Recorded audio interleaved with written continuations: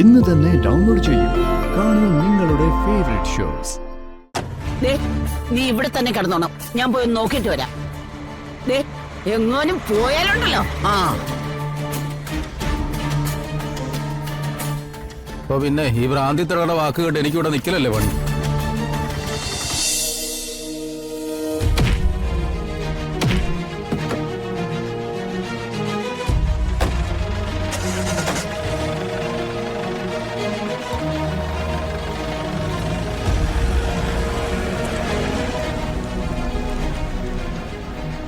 പ്രതി ചന്ദ്രശേഖരൻ പുറത്തിറങ്ങിയപ്പോൾ കോടതിയിൽ തിങ്ങിക്കൂടിയ ആളുകളുടെ രോക്ഷമാണ് നിങ്ങൾ ഇപ്പോൾ കണ്ടത്. ഈ കേസിലെ പൂർണ്ണമായ വിജയി അഡ്വക്കേറ്റ് ആരതി വർമ്മയാണ്. വരൂ. Congrats madam. Thank you. കോടതി വിധി എങ്ങനെ നോക്കിക്കാണുന്നു? കോടതി വിധിയെ ഞാൻ എങ്ങനെ നോക്കിക്കാണുന്നു എന്നതിനേക്കാൾ പ്രധാനം നിങ്ങൾ എങ്ങനെ നോക്കിക്കാണുന്നു എന്നുള്ളതാ. കുറച്ചു നാളുകൾക്ക് മുമ്പ് വരുണനെയും രാധികയെയും ഈ കേസിൽ അറസ്റ്റ് ചെയ്തപ്പോ അവരോട് ക്രൂരമായ ചോദ്യങ്ങൾ ചോദിച്ച കൂട്ടത്തില് നിങ്ങളുടെ ടീമും ഉണ്ടായിരുന്നു. ഓർമ്മയുണ്ടല്ലോ? അന്ന് ഇവരുടെ മുഖത്ത് നോക്കി ചോദിച്ച ചോദ്യങ്ങൾ, നിങ്ങളുടെ ചോദ്യങ്ങൾ കേട്ട് വിരളി പിടിച്ച ആളുകൾ, ഇവര് കുറ്റവാളികളാണെന്ന് ചാനൽ ചർച്ചയിൽ വരെ നിങ്ങൾ വിളിച്ചു പറഞ്ഞു. ഒരു ക്രൈം നടന്ന കുറ്റവാളികൾ ആരാണെന്ന് വിധിക്കാനുള്ള അവകാശം മീഡിയാസിനില്ല.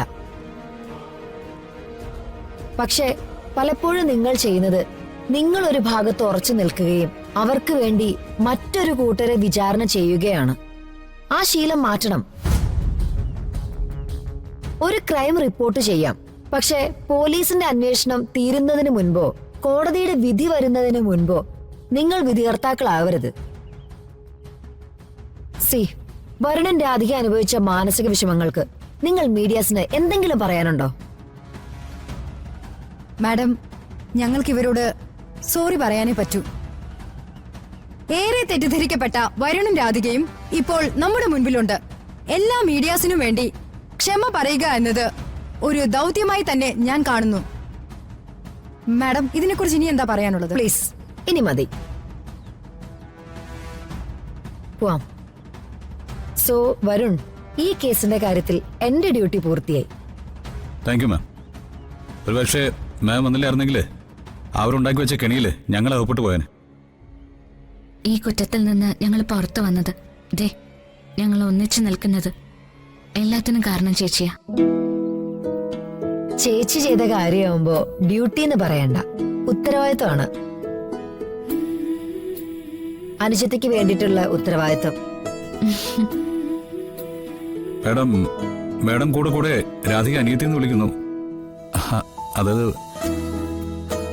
അനുജത്തി എന്ന് പറഞ്ഞ അനുജത്തി തന്നെ. ഓ,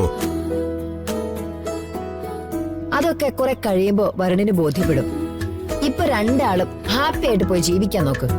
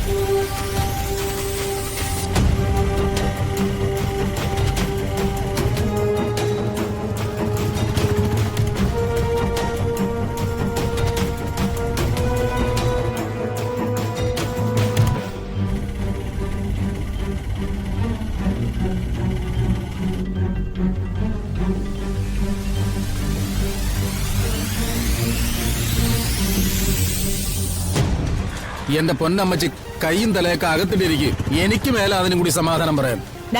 നീ നിന്റെ കാര്യം നോക്കിയാ മതി. നിങ്ങൾ എന്റെ കാര്യം നോക്കാൻ സമ്മതിക്കണ്ടേ? വണ്ടി എടുക്കടാ. പിന്നെ വണ്ടി എടുത്തോണ്ട് പോടാ. ഓരോന്ന് കേറിക്കോളും.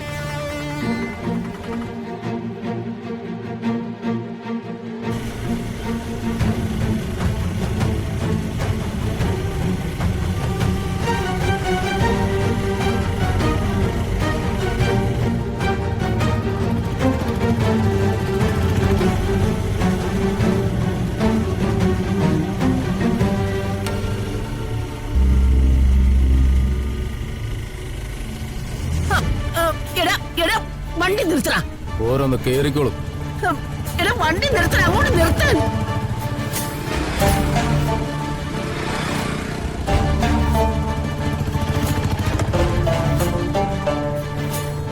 ദേ, നീ ഇവിടെ തന്നെ കിടന്നോണം. ഞാൻ പോയി ഒന്ന് നോക്കിയിട്ട് വരാം. ദേ, എങ്ങാനും പോയാലുണ്ടല്ലോ. ആ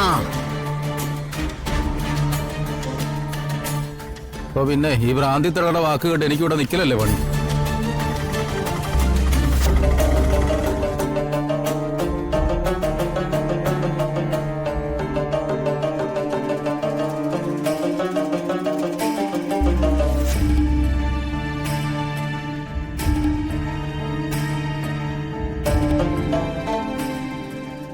അതെ, ആ പ്രതിമയും കൊണ്ട് പോയവരെ കണ്ടോ? ഇല്ല ഇല്ല, കണ്ടില്ലേ?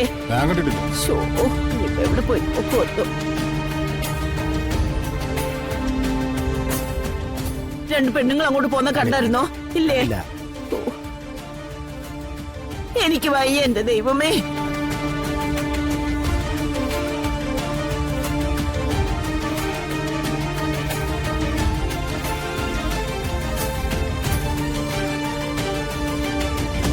ആ അതെ, രണ്ട് പെണ്ണുങ്ങൾ അങ്ങോട്ട് പോയ കണ്ടോ? ഒരു പൊക്കമുള്ള കൊച്ചു, ഒരു സ്ത്രീയും. അങ്ങോട്ടോ? അങ്ങോട്ടാണല്ലോ.